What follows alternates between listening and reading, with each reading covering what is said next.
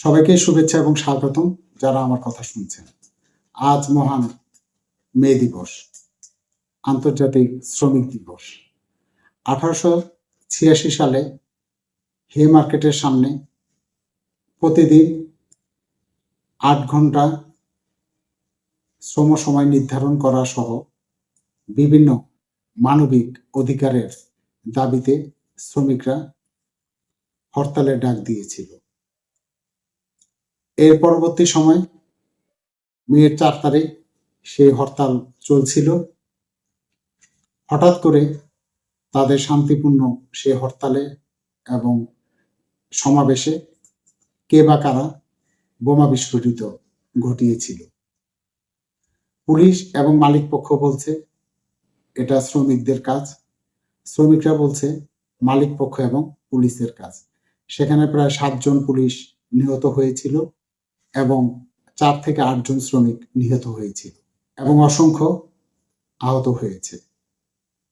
পরবর্তী সময় সেটা সুষ্ঠু তদন্ত হয়নি। সেই মামলার 8 জনকে ফাঁসি আদেশ দিয়েছিল, 4 জনের ফাঁসি হয়েছিল, 1 জন অসুস্থ হয়ে মারা গিয়েছে আর 3 জন বিভিন্ন মেয়াদে কারাদণ্ড হয়েছিল। বর্তমানে শ্রমিকদের 8 ঘন্টা শ্রম সময় তা ছিল 13-14 ঘন্টার উপরে। এছাড়া অপরিচ্ছন্ন পরিবেশে তারা থাকত, শিশু শ্রম ছিল, নারী এবং পুরুষের বেতনের বৈষম্য ছিল। এইগুলা পরিপ্রেক্ষিতে তারা ফুঁসে উঠেছিল। পরবর্তীতে ফ্রান্সের প্যারিসে 1889 সালে সেকেন্ড ইন্টারন্যাশনাল ঘোষণার পরিপ্রেক্ষিতে 1 মেকে আন্তর্জাতিক শ্রমিক দিবস হিসাবে পালন করার আহ্বান জানিয়েছিল এবং শ্রমিক দিবস হিসাবে তারা এটাকে স্বীকৃতি দিয়েছিল। এই যে যুক্তরাজ্যে শিকাগো শহরে এই আন্দোলন হলো, কিন্তু সাম্রাজ্যবাদী শক্তি যুক্তরাষ্ট্র এখনো সরকারিভাবে মহান মে দিবস পালন হয় না। ইউরোপের অন্যান্য দেশে মে দিবস যথাযোগ্য মর্যাদায় পালিত হয়, তদ্রূপ আমাদের দেশেও হয়। যুক্তরাজ্য এবং যুক্তরাষ্ট্রে কিছু কিছু শ্রমিক সংগঠন মহান মে দিবস যথাযোগ্য মর্যাদায় পালন করে। শ্রমিকদের এই যে ন্যায্য অধিকারের জন্য, তাদের শ্রম সময় কমানোর জন্য, বৈষম্য দূর করার জন্য এবং নারী পুরুষের সমান বেতন নিশ্চিত করা সহ শিশু শ্রম বন্ধ করা যে আওয়াজ তুলেছিল তা আজও প্রাসঙ্গিক।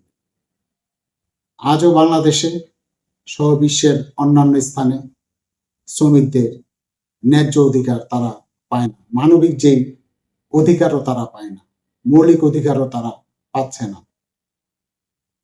বাংলাদেশে প্রায় 10 থেকে 11% এখনো 5 থেকে 15 বছরের মধ্যে শিশু শ্রম চলছে। এছাড়া 90 থেকে 92% শ্রমিকরা তাদের চাকরি শেষে বৃদ্ধ বয়সে তারা পেনশন পায় না এবং বাসস্থানের কোনো ব্যবস্থা নেই। এছাড়া ঝুঁকি রয়েছে, আপনারা জানবেন তাজরিন ফ্যাশন, রানা প্লাজা এবং চট্টগ্রামের বিএম কন্টেনার ডিপোতে অগ্নিকাণ্ড ছাড়াও বিভিন্ন ধরনের দুর্ঘটনায় শ্রমিকরা মারা যাচ্ছে। শ্রমিক আমরা সবাই, কেউ কণ্ঠ শ্রমিক, কেউ লেখক, কেউ রাজনীতিবিদ, কেউ চিকিৎসক, সবাই শ্রমিক। শ্রম দিয়ে তাদের জীবন নির্বাহ করতে হয়। কিন্তু যারা অল্প বেতনে অন্য প্রতিষ্ঠানে চাকরি করে, তাদেরকে একটা সুন্দর পৃথিবী অথবা সুন্দর জীবন রাষ্ট্র নিশ্চিত করতে পারেনি। এখনো শ্রমিকরা অবহেলিত, এখনো শ্রমিকরা অনিশ্চিত ভবিষ্যৎ, এখনো নারী শ্রমিকরা নিরাপত্তাহীনতায় ভোগে। তারা বিভিন্ন ধরনের শারীরিক এবং মানসিক নির্যাতনের শিকার হচ্ছে। তাছাড়া বাংলাদেশ সহ বিশ্বের বিভিন্ন দেশে এখনো শ্রমিকদের অধিকার নিয়ে তেমন কথা বলা লোক নেই। নামকাওস্তে কিছু সংগঠন রয়েছে, তারা সরকারের দালালি করে ক্ষান্ত, কিন্তু তাদের এখনো শ্রমিকরা অস্বাস্থ্য পরিবেশে রাত্রি যাপন করে। তাদের শরীরে নেই বস্ত্র, পেটে নেই অন্ন এবং বৃদ্ধ বয়সে অনিশ্চিত ভবিষ্যৎ। তাদের ছেলেমেয়েরা এখনো লেখাপড়া থেকে বঞ্চিত। এখনো তাদের শ্রমিকের সন্তান শ্রমিক হিসাবে আবার অপ্রাপ্ত বয়সে কোনো এক ফ্যাক্টরিতে আবর্জনা স্তূপের মধ্যে অথবা নোংরা পরিবেশে তাদের কর্ম করতে হয়। এখনো শ্রমিকের সন্তানের জন্য চিকিৎসা, এমনকি শ্রমিকের চিকিৎসাও নিশ্চিত করা যায়নি। যে রাষ্ট্রে শ্রমিকদের জীবন উন্নত নয়, সে রাষ্ট্র কখনো উন্নত বলা চলে না। পুরো বিশ্বের মধ্যে সাধারণ যে শ্রমিক, তারা এখনো নির্যাতিত।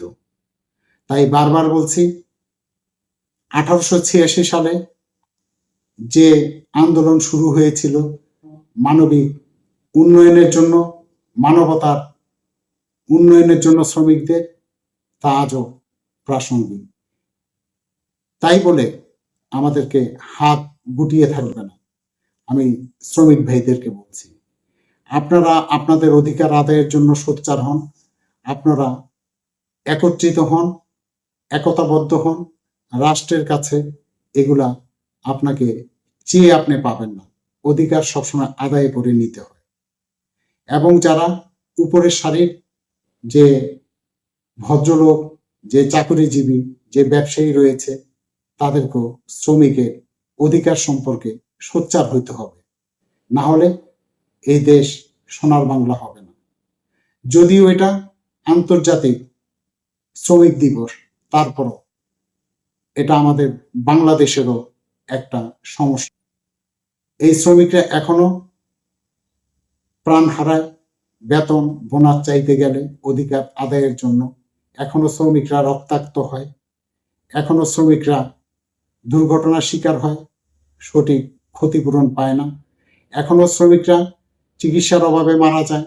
এখনো শ্রমিকরা তাদের শ্রম বিক্রি করে ন্যূনতম জীবন মান তারা বজায় রাখতে পারে না। অপুষ্টিহীনতায় এবং তাদের জীবন অনিশ্চিত। সবশেষে বলবো, সবার আগে মানুষ। এই মানুষের মধ্যে শ্রমিকরাও মানুষ। তাদের অধিকারের ব্যাপারে আমাদের সবাইকে সোচ্চার হতে হবে। এবং এই শ্রমিকরাই যেহেতু সভ্যতা নির্মাণ করে, সভ্যতার যে তুলির আঁচড় তাদের হাতে পড়ে, এই সভ্যতা সুন্দর হয়, নৈসর্গিক সুন্দর হয়। এই শ্রমিকদের আমরা যদি কিছুটা, এটা দয়া বা দাক্ষিণ্যতা নয়, তাদের অধিকার আমরা রক্ষা করি, তাহলে আমাদের এই সভ্যতায় এক সময় আরো সুন্দর হবে এবং এই সভ্যতা মানবতায় ছেয়ে যাবে। সবশেষে বলবো, শ্রমিকদের অন্ততপক্ষে সবার মৌলিক অধিকার এবং প্রগতিশীল কর্মসূচির আওতায় তাদের জীবন আনতে হবে। এটা রাষ্ট্রকেই আনতে হবে। প্রগতিশীল কর্মসূচি শ্রমিক, কৃষক, মজদুর হতে শুরু করে সবার জন্য বাস্তবায়ন করতে হবে। সবার জন্য অন্ন, বস্ত্র, বাসস্থান, স্বাস্থ্য, চিকিৎসা বিনামূল্যে দিতে হবে এবং শতভাগ বেকারত্ব দূর করতে হবে। শ্রমিকরাও মানুষ, শ্রমিকদেরকে মানবিক অধিকার দিতে হবে এবং তাদের জীবনের গ্যারান্টি চাই। এবং বৃদ্ধ বয়সে তাদের পেনশন হতে শুরু করে, অন্ন, বস্ত্র হতে শুরু করে সবকিছু আমরা এই রাষ্ট্র কর্তৃক যাতে সুনিশ্চিত করতে পারি, সেই ব্যবস্থা সরকার করুক। ধন্যবাদ।